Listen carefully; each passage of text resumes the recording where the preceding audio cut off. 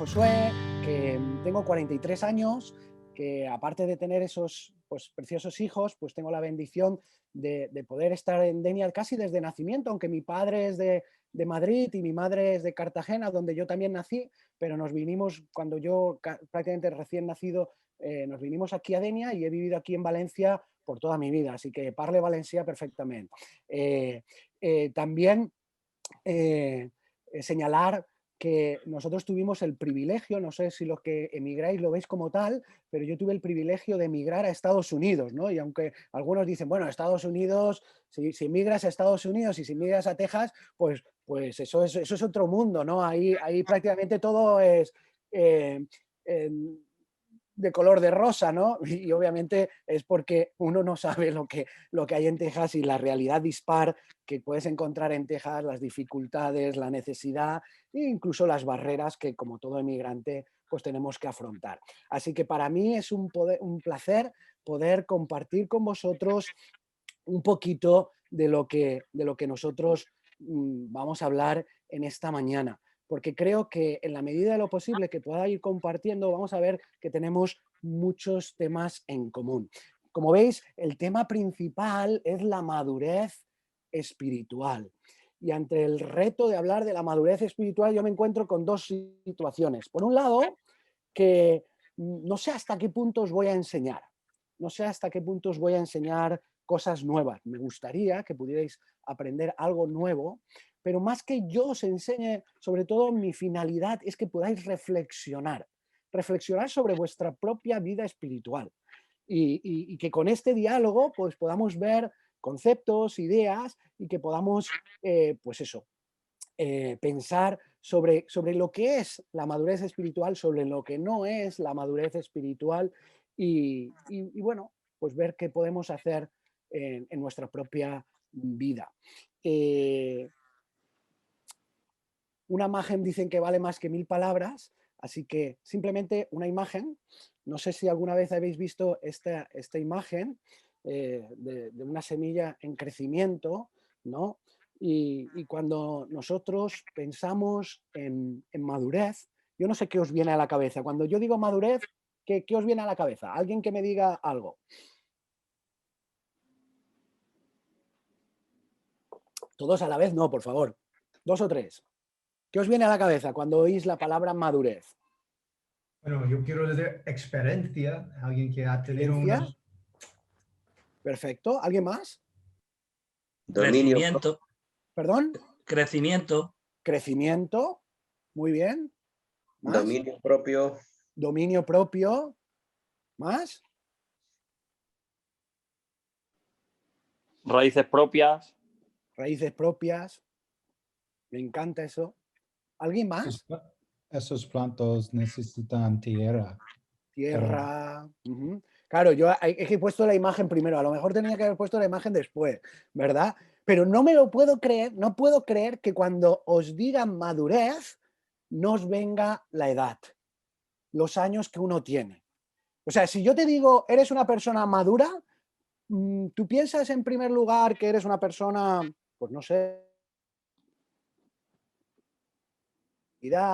confiado, o piensas que te están diciendo viejo. A ver, sedme sinceros, ¿qué pensáis?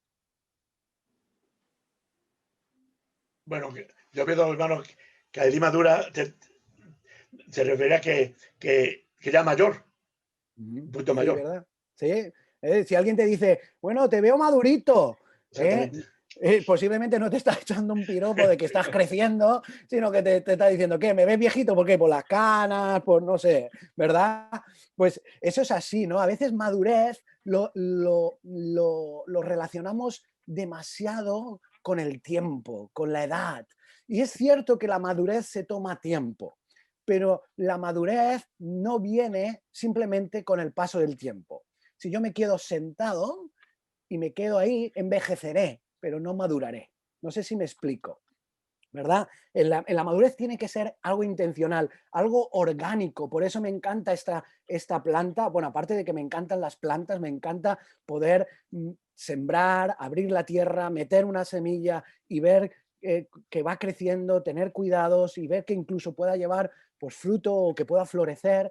Me encanta todo ese proceso, ¿no? Y cuando uno habla de este proceso, pues yo no sé vosotros, pero a mí me parece un proceso bello. Ese proceso de transformación que te muestra cierta belleza. Y por eso me gusta esta imagen y me gusta relacionarla con la madurez espiritual, porque yo creo que la madurez espiritual te da cierta belleza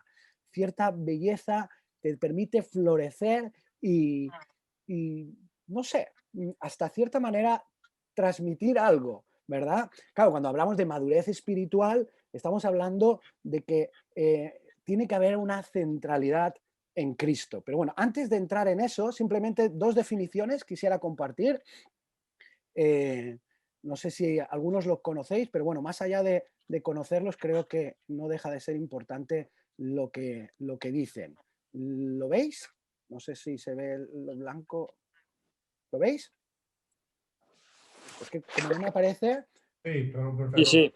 Perfecto. Vale, dice, la madurez espiritual no es un nivel de crecimiento que alcanzan los cristianos, fijaos lo que dice, sino la pasión por seguir adelante en Cristo. Seguir adelante en Cristo. Yo no sé si os conocéis una canción que nosotros cantábamos cuando yo recién me bauticé. Decíamos, he decidido seguir a Cristo, no vuelvo atrás. Y yo creo que esto es un poco lo que está reflejando. A veces nosotros nos quedamos con la primera parte de la definición, niveles de crecimiento, niveles de espiritualidad, como si unos estuvieran por encima de otros. Pero yo creo que no tiene nada que ver con eso. Tiene que ver con seguir a Cristo y seguirlo, como dice aquí, con pasión. Con pasión y compasión. ¿Vale?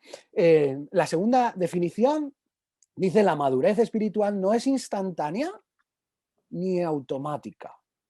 Requiere tiempo, por supuesto. Es un desarrollo gradual y progresivo que tomará el resto de su vida. Y algo más.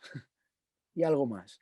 A veces las últimas cinceladas que nos da el carpintero nos las dará en su presencia, ¿verdad? Ahí es donde completará la obra por total y la perfeccionará. Estas son las definiciones. Ahora, ¿qué dice la palabra? ¿Qué dice la palabra? Dejarme simplemente señalar 4 citas bíblicas y me gustaría que pudierais colaborar conmigo, ¿vale? 4 citas bíblicas sobre esta idea de madurez. Primero en 1 Corintios, no sé si tenéis Biblia a vuestro alcance y alguien puede leer 1 Corintios 3, 1 al 3 y luego también el 11. 1 Corintios 3, 1 al 3 y el 11. Después, alguien que pueda leer, como veis ahí, Efesios 4, 14 al 16. Alguien que pueda leer la cita de Hebreos y alguien que pueda leer la cita de Primera de Pedro. Pues vamos allá. Empezamos por 1 Corintios 3, 1 al 3 y el 11. Estamos atentos, leemos pausadamente para que todos podamos escuchar bien y señalo un par de cosas y luego pasamos al siguiente pasaje, ¿vale? Venga, dale. Yo puedo leer el primero si quieres, Josué. Ah, vale, perfecto. Dice 1 Corintios 3, 1 al 3, de manera que yo, hermanos, no pude hablaros como a espirituales, sino como a carnales, como a niños en Cristo. Os di a beber leche y no vianda, porque aún no erais capaces, ni sois capaces todavía, porque aún sois carnales, pues habiendo entre vosotros celos, contiendas y disensiones, ¿no sois carnales y andáis como hombres? El versículo 11, porque nadie puede poner otro fundamento que el que está puesto, el cual es Jesucristo. Fijaos que aquí vemos 3 elementos, ¿vale? Bueno, vemos muchas cosas, pero yo quiero resaltar 3 elementos. En primer lugar, habla de esta idea de niños en Cristo. Por eso nosotros hablamos de madurez espiritual, porque está en estos términos de niño, adolescente, joven, en Cristo. ¿Y qué caracteriza a un niño en Cristo? ¿Que conoce o no conoce al Señor? No, todos van a conocer al Señor. Todos van a tener un encuentro personal con Cristo, porque si no tienes un encuentro personal con Cristo, pues no hay crecimiento espiritual. Es decir, tiene que nacer de nuevo la persona, tiene que entregar su vida a Cristo, tiene que haber ese encuentro y esa relación con Cristo iniciada para que luego pueda haber un crecimiento. Pero vemos que en ese crecimiento pues podamos vernos en un estado un poco de niños. ¿Y por qué es un estado de niños? Porque dice, porque sois carnales. O dicho de otra manera, porque entre vosotros hay celos, contiendas, disensiones. Es decir, estas cosas que las encontramos en el día a día y que nosotros hemos crecido con ellas, nos hemos criado con ellas, pero que no nos hemos desprendido todavía de ellas. Y eso requiere pues un proceso de transformación. Ahora, ojo, los niños solo pueden ir para adelante, ¿verdad?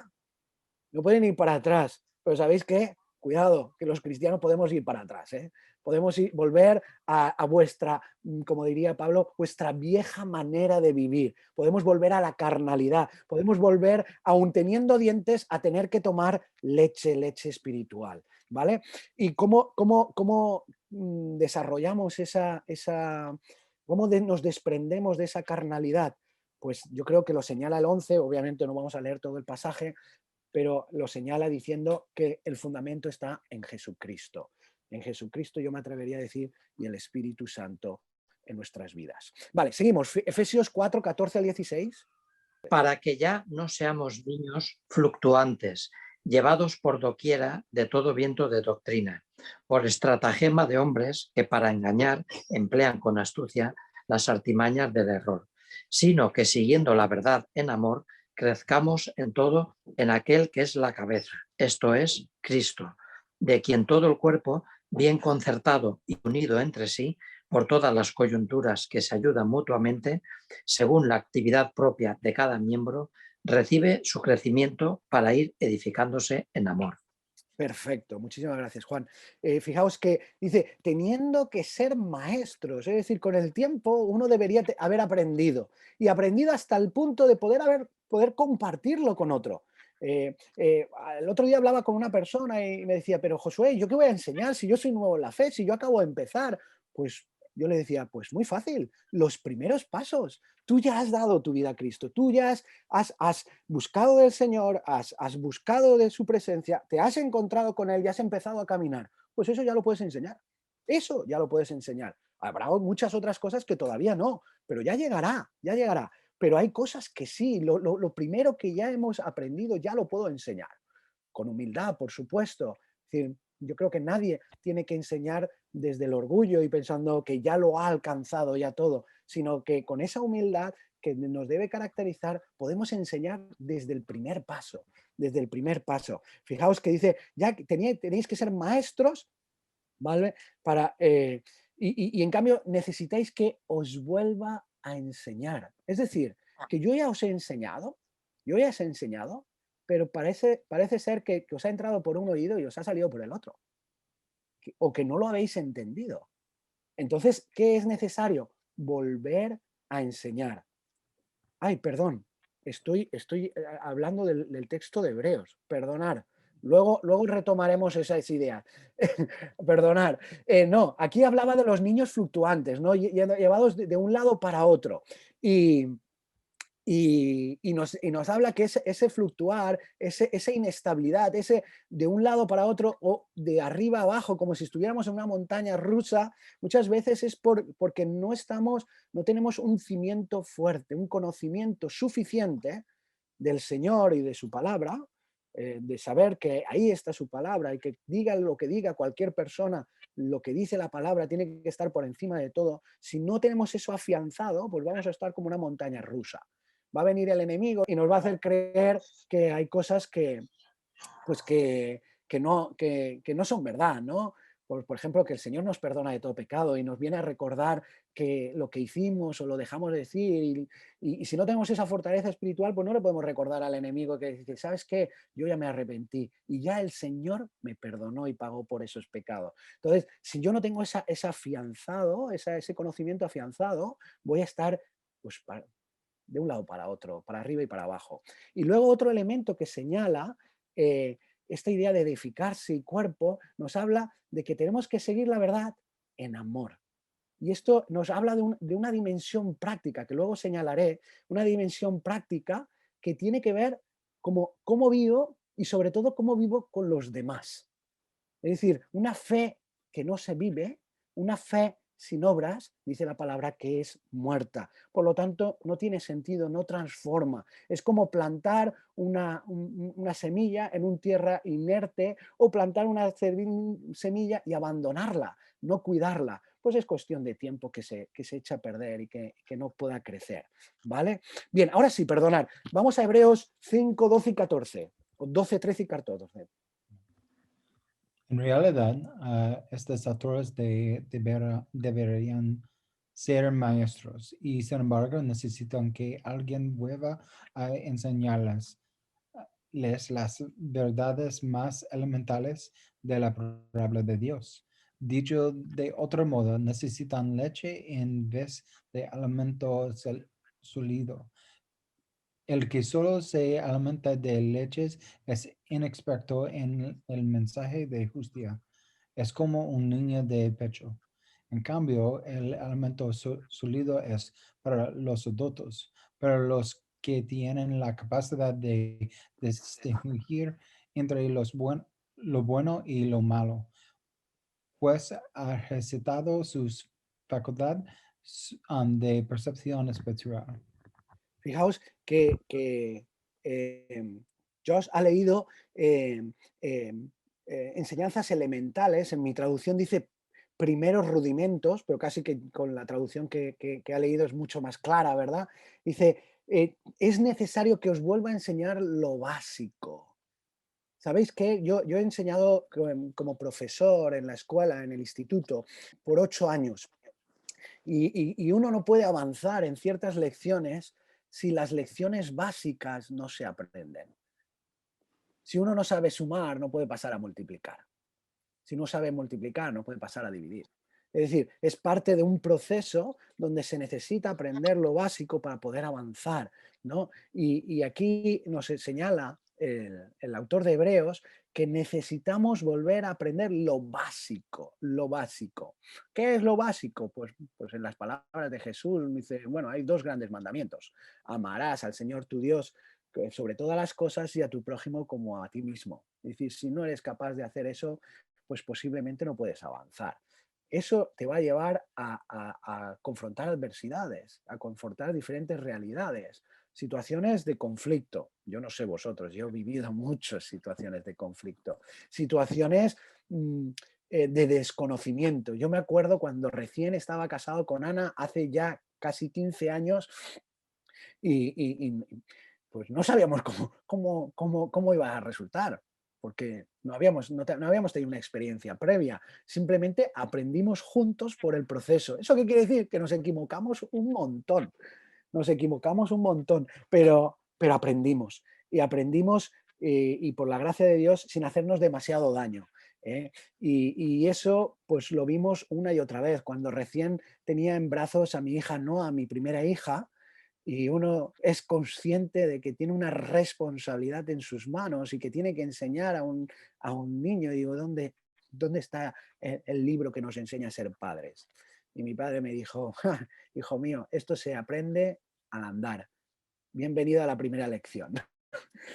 Así que así es la vida, hay que aprender lo básico y luego ir avanzando. En la vida cristiana nos gustaría saber hasta dónde llegaremos o hasta dónde iremos, pero el Señor simplemente nos va enseñando el siguiente paso y el siguiente paso, hasta que podamos alcanzar la madurez. Ahora, pero hay otra señal que nos habla en el versículo 14, dice, el alimento sólido es para los que han alcanzado madurez.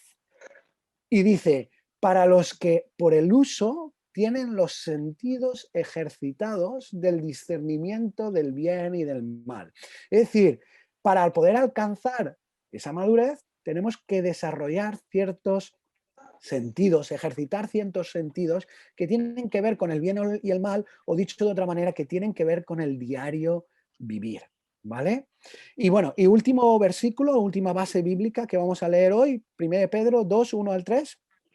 Desechaos, pues, toda malicia, todo engaño, hipocresía, envidia y todas las detracciones, desear como niños recibir nacido la leche espiritual no adulterada, para que por ella crezcáis para salvación.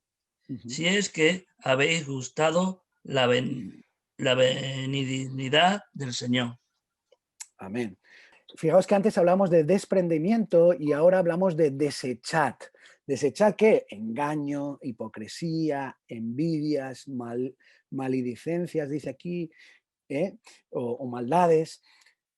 Y uno puede pensar que como ya ha entregado su vida a Cristo, ya eso ya no está entre ellos. Ya yo ya no tengo problema con envidias. Yo ya no engaño. Pero ¿sabéis qué? Es muy sutil. En nuestra sociedad es muy sutil lo que nos rodea. Y muchas veces no solo nos afecta, sino que vivimos como las personas que tenemos a nuestro alrededor. Y dice, tenemos que ser intencionales en desechar y por otro lado, desead. Dice, como niños recién nacidos, la leche espiritual no adulterada para que crezcamos en la salvación. Ojo, abro paréntesis, sabemos que la salvación es solo y exclusivamente por fe, pero obviamente la fe tiene que tener un reflejo en nuestro diario vivir, ya que habéis gustado la bondad del Señor. Me encanta esto. Probad y ved, decía un salmo, probad y ved. Y ahora aquí en 1 Pedro nos dice, gustad. Podemos saborear, disfrutar y lo que significa la bondad del Señor en la medida que caminamos. Ahora, dejadme hablar un poquito sobre mi vida, sobre mi experiencia. Yo entregué mi vida a Cristo con 16 años. Yo antes había venido pues, de una familia que me habían enseñado, yo había ido a la iglesia, había conocido el cristianismo y me habían enseñado, pero hasta los 16 años eso era simplemente la fe de mis padres. Yo convivía con la fe de mis padres. Es decir, yo no tenía nada prácticamente intencional por mi parte en mi diario caminar, sino que simplemente recibía y muchas veces me entraba por aquí y me salía por aquí. Ahora, llegó un momento en mi vida, circunstancias de la vida, a veces son más críticas, menos críticas, a mí me pilló la adolescencia y me hizo replantearme hasta tal punto que le di la oportunidad a Dios. Es decir, bueno, si realmente existes, quiero que me lo demuestres, que me lo muestres. Bueno, en mi vida acontecieron situaciones que yo me fui dando cuenta que verdaderamente había un Dios, hasta tal punto que una persona que simplemente habló del amor de Dios, yo había escuchado del amor de Dios 1000 veces, pero fue la primera vez que escuché, porque antes solo había oído, y cuando escuché me rompí. Me rompí porque yo venía con una adolescencia, pues cada uno con lo suyo, ¿verdad? Con las experiencias vividas y con cierta carga en mi mochila que me hacía, digamos, que con dificultad yo sabía lo que significaba sentirse amado. Hasta que ese día, esta persona empezó a hablar del amor de Dios y yo me rompí. Yo hasta los 16 años solo había llorado por rabia, no sé por qué, pero solo había llorado por rabia. Me enfadaba y ahí es cuando me caía la lagrimilla. Pero ese día me rompí y no podía parar. Y no podía parar. Y no era por rabia, sino por entender lo que significaba que Dios, el Dios todopoderoso, creador del cielo y de la tierra, me amara. A partir de ahí empecé a ese caminar como mi hijo Jairo, que hasta hace mes y medio solo se gateaba, se arrastraba por el suelo, empezó a dar sus pasos y ayer no paraba de correr. Y yo, hijo mío, tienes 1 año y ya estás corriendo. Pero es curioso porque me hizo reflexionar de cómo uno aprende a andar, cómo uno se trata de poner de pie, posiblemente se cae, trata de mantener el equilibrio, trata de adelantar un paso, adelantar 2, se vuelve a caer, pero vuelve a empezar. Es decir, cómo a partir del acierto y el error uno va creciendo, va aprendiendo. Yo no sé vosotros, cuando vosotros orasteis por primera vez, buscando al Señor, ¿cómo lo hicisteis? ¿Cómo sentisteis? Porque yo no sabía cómo hacerlo, no sabía si abrir los ojos, si cerrar los ojos, si mirar hacia arriba, si mirar hacia abajo, si hacerlo sentado, si hacerlo de pie. No sabía si decirlo de una manera, si decirlo de otra.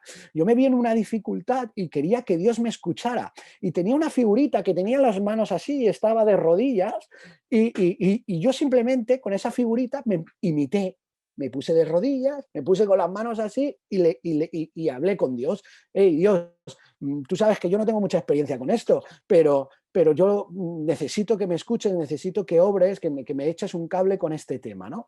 Fue una oración muy, muy básica, pero yo diría que una de las oraciones más sinceras de mi vida. Y así empecé a aprender, pues que la forma y las manos es lo de menos, ¿verdad? Que incluso la postura corporal es lo de menos, que se puede orar con los ojos abiertos. No pasa nada, lo único que te puedes distraer, ¿verdad? Incluso que las palabras es lo de menos. Pero eso sí, no se puede orar si no es de corazón. Si no sale del corazón, será otra cosa. Yo no voy a decir qué, pero no es una oración. Pues la oración sale del corazón y llega hasta los oídos de Dios. Clama a mí y yo te responderé y te escucharé. Fijaos que eso simplemente era con el elemento de la oración. Imaginaos cuando abrí la Biblia y cuando abrí y dije, jolín, esto no entiendo nada, y pasé a otra parte. Claro, empezaba por el principio, el Antiguo Testamento, imaginaos los textos que me fui encontrando y cómo uno va yendo. Y luego, pues sintiéndome más a gusto en la alabanza, es decir, fui creciendo, pero fui creciendo en las partes más, ¿cómo te diría yo? Más que tienen que ver con lo que religiosamente entendemos. Porque yo a los primeros pasos entendía la relación con Dios como una relación religiosa, como una serie de actos que uno tiene que acometer. Es con el tiempo que yo entendí que todos esos actos, si no nacen de una buena actitud, no son de gran provecho. Pero si nacen de una actitud correcta, una actitud sincera, una actitud de búsqueda, empiezan a tener una dimensión mucho mayor. La oración ya no es un acto, la oración es una necesidad, es un diálogo, es un parte de un vivir. Igual que la escritura, ya no es una obligación, sino es un deseo de buscar en ella lo que realmente me ayude en las dificultades de la vida.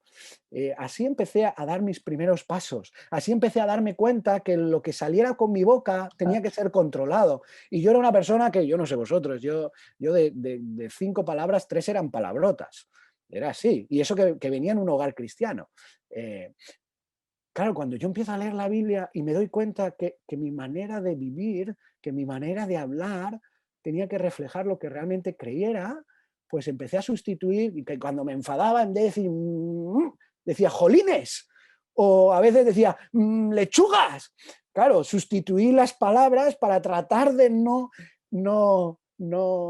maldecir con mi boca. Me acuerdo perfectamente la primera vez que dije lechugas, mis amigos me miraron y dijeron, ¿qué has dicho? ¿Lechugas? ¿Y eso a qué viene? Y digo, bueno, es que no quiero decir palabras y me estáis enfadando o me estoy alterando, ¿no?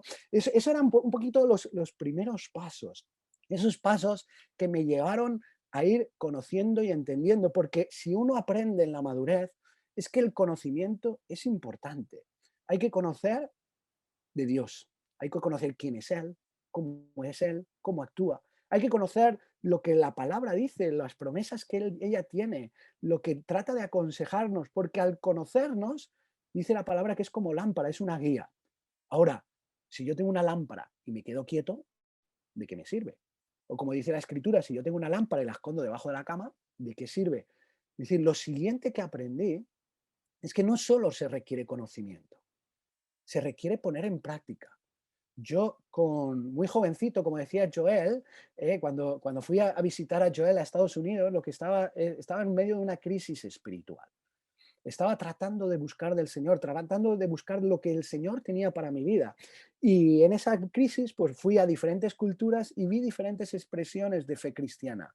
Estuve en Argentina y estuve en Estados Unidos. Y ahí pude conocer a cristianos que me fueron contando cómo vivían, porque esa era mi gran pregunta. ¿Tú cómo vives la fe? ¿Tú cómo la vives? ¿Cómo la llevas a práctica? ¿Cómo consigues que realmente se convierta un elemento transformador en tu vida? Porque yo quiero ser diferente, porque yo quiero ser, como dice la palabra, más como Cristo. Pero Cristo me queda tan grande, me queda tan lejos. Su ejemplo, Yo sé que Él está con nosotros, ¿verdad? A través de su Santo Espíritu.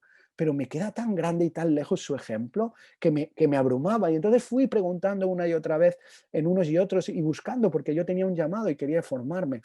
Yo nunca quise ir a la universidad, era mal estudiante, pero desde que el Señor tocó mi corazón, quise ir al seminario. El seminario era un grado universitario. Estuve 3 años en Madrid y luego más adelante estudié también en Estados Unidos, pero sobre todo me di cuenta, ¿sabéis qué? Que aprendí mucho intelectualmente, conocí mucho, porque podemos leer la palabra y conocer mucho. De hecho, conocía mucho más de lo que yo podía llegar a vivir. ¿Por qué? Porque intencionalmente había buscado el aprender, pero esa misma intencionalidad no estaba en intentar transformar o adecuar mi vida a aquellas cosas que aprendía. Porque una cosa es lo que entendemos y conocemos y otra cosa es lo que vivimos. El gran desafío seguramente que tenéis vosotros y que yo tuve era tratar de poner en práctica lo aprendido.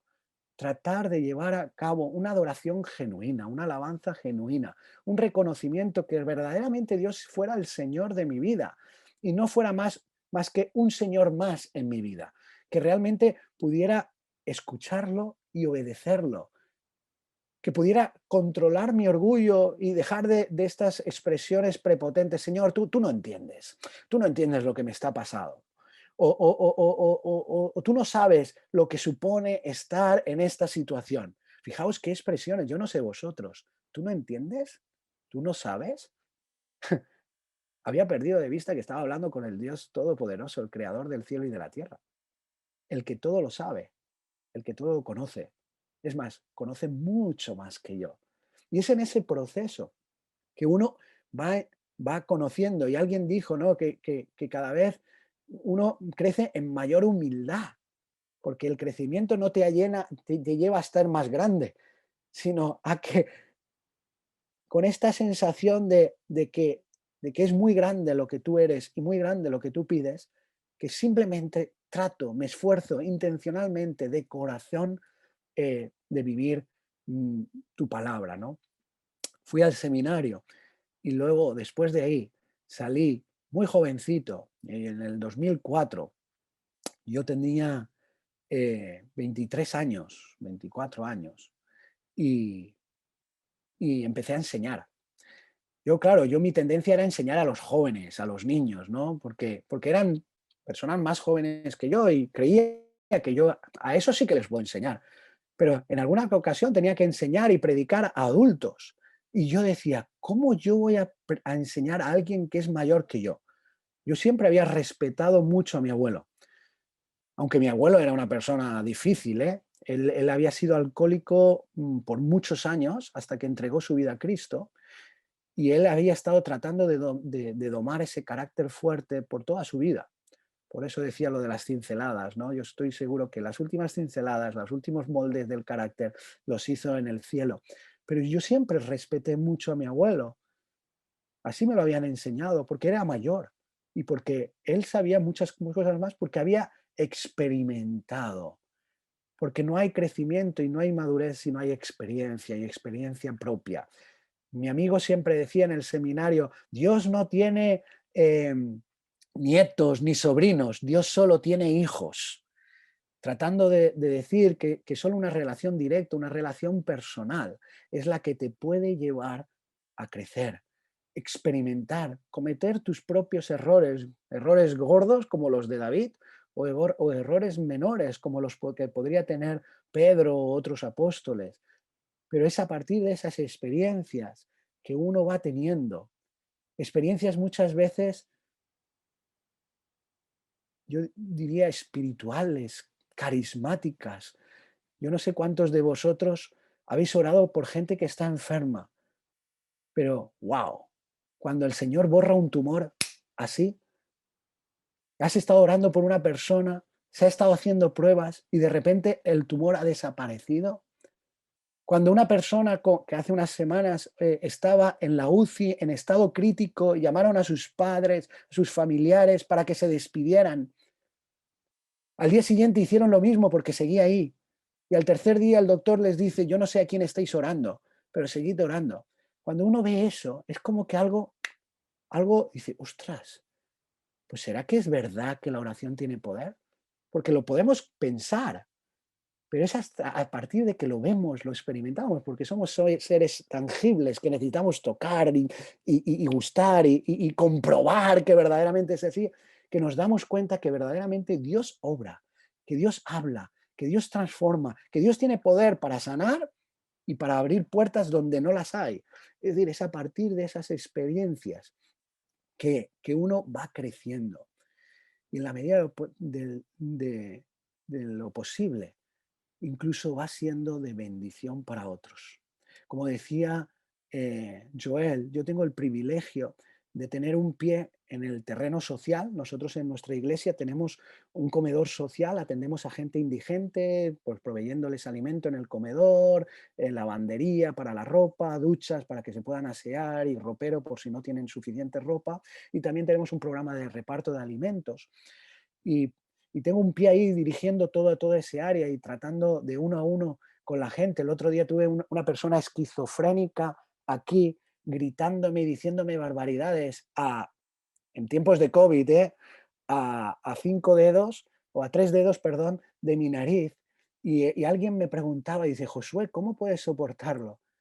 Y digo, pues ¿no te das cuenta que es un enfermo?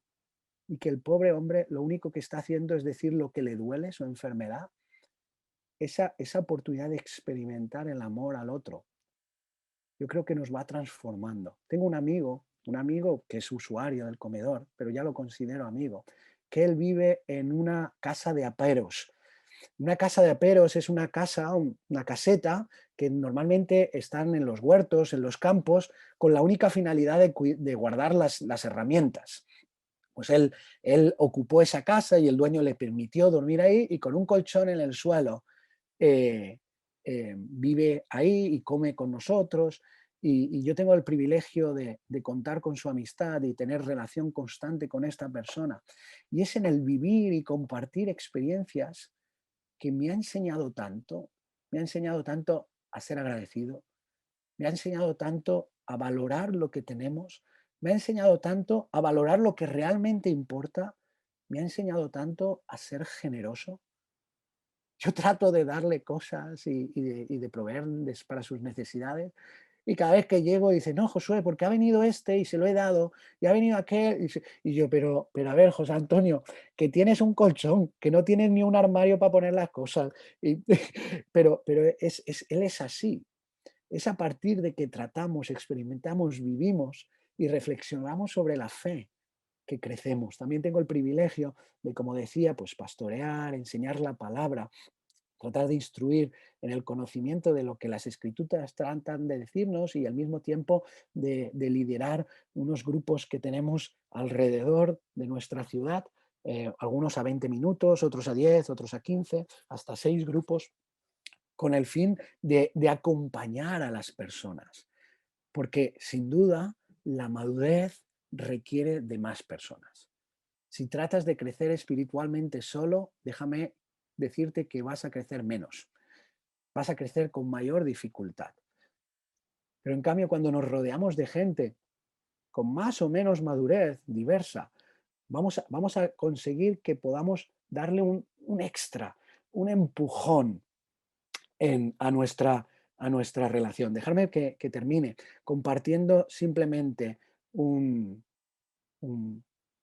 4 palabras. Yo creo que la madurez tiene que ser relacional. Es decir, la madurez solo y exclusivamente se desarrolla a partir de una relación estrecha con el Señor. Si yo quiero crecer en mi madurez, tengo que invertir en mi relación con Dios, tanto en mi diálogo, en mi tiempo con Dios personal, íntimo, pasando tiempo en su presencia, expresando mi corazón tal y como está. Y si alguien quiere saber a qué me refiero, simplemente que lea los Salmos y va a ver que hay momentos en los que uno grita y se desahoga con el Señor, hay otros en los que cae en lágrimas, en arrepentimiento, hay otros en los que se le llena la boca de alabanza al ser consciente de cómo es Él y lo que Él hace.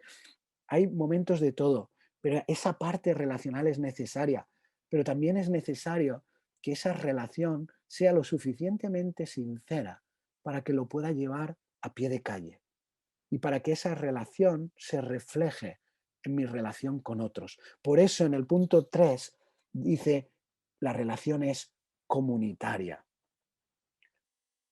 Lo voy a ir marcando para que lo veáis.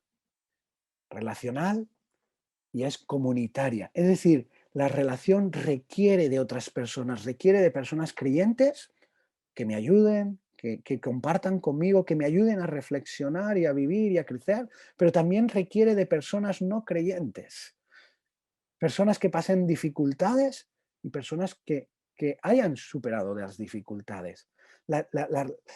Vivir aislado de otras personas es un gran error. Alguien me decía, ¿cómo podemos definir iglesia? Y a veces hablamos de institución, de organismo, de organización, pero yo le decía que si la iglesia no es una comunidad, no es iglesia. Es otra cosa, es otra cosa. Pero la iglesia ante todo es la comunidad de creyentes. El segundo, en orden donde lo veis, la relación tiene que ser una relación contractual. ¿Qué quiero decir con este elemento de contractual? Simplemente esto está queriendo reflejar esta idea de los pactos del Señor. ¿Sabías que Dios quiere hacer un pacto contigo? ¿O que Dios hizo un pacto contigo cuando te entregaste tu vida a Cristo? Dios quiere hacer un acuerdo. Quiere hacer un acuerdo. ¿Recordáis los diferentes pactos a lo largo de la Biblia? Yo creo que el pacto se puede reducir en una manera muy sencilla. Te bendeciré para que seas de bendición. Esa es la parte del Señor. Él se compromete a bendecir tu vida de múltiples formas, pero no con el fin de que tú atesores esas bendiciones, sino con el fin de que seas bendición para otras personas. Esa es la primera parte del pacto. ¿Cuál es la segunda parte del pacto? Que tú hagas lo que tú puedes hacer. Dios está dispuesto a hacer lo que tú no puedes hacer, a transformarte, a perdonarte, a limpiarte, a empoderarte. Pero hay parte que tienes que hacer tú. Tú tienes que buscar del Señor. Tú tienes que ser obediente al Señor. Tú tienes que tratar de poner en obras todas aquellas cosas que Él te pida. Ya sea perdonar, ya sea amar, ya sea servir, ya sea compartir, edificar y otras tantas palabras que nos aparecen en las Escrituras. Pero hay un contrato, porque no es una relación, y aunque se parece mucho a una relación de pareja, y todos tenemos nuestras parejas, ¿verdad? Aunque se parece mucho a una relación de pareja que va creciendo en amor y en profundidad, y después de 15 años yo ya no le digo a mi mujer te quiero, yo le digo te amo, porque para mí incluso esa palabra se queda corta, porque para mí si ella no estuviera mi vida sería totalmente diferente.